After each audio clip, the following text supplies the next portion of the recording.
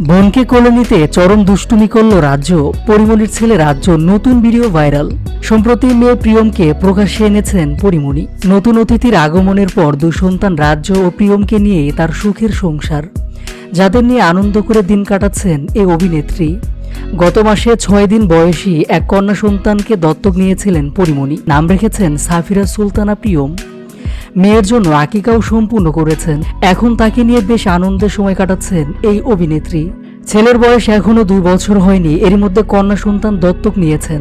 মাতৃকালীন সময়টা পরীর কাছে এক অন্যরকম লাগে, এর জন্য ছেলের পর মেয়ের মা হয়েছেন। পরীর সংসারের এই দুই অতিথিকে নিয়ে ভক্ত অনুরাগীদের আগ্রহ শুরু থেকেই। মেয়েকে দেখাবেন বলে সময় চেয়েছিলেন পরিমণি, দেখিয়েছেন একবার, কিন্তু এতেও মন ভরেনি ভক্তদের। এবার কোলে নিয়ে মেয়েকে প্রকাশ্যে এলেন পরিমণি, সঙ্গে জানিয়েছেন দুই সন্তানকে নিয়ে তার অনুভূতির কথা।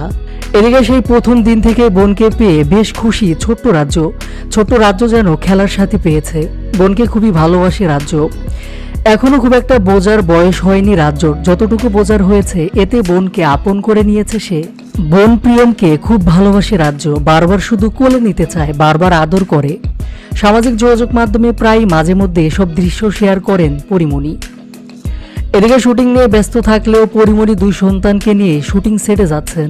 এ বিষয়ে গণমাধ্যমকে পরিমণি বলেন, রাজ্য ওর বোনকে আপন করে নিয়েছে। কত যে ভালোবাসে বোনকে তা বলে বোঝাতে পারবো না। নতুন এক খেলার সাথী পেয়েছে সে।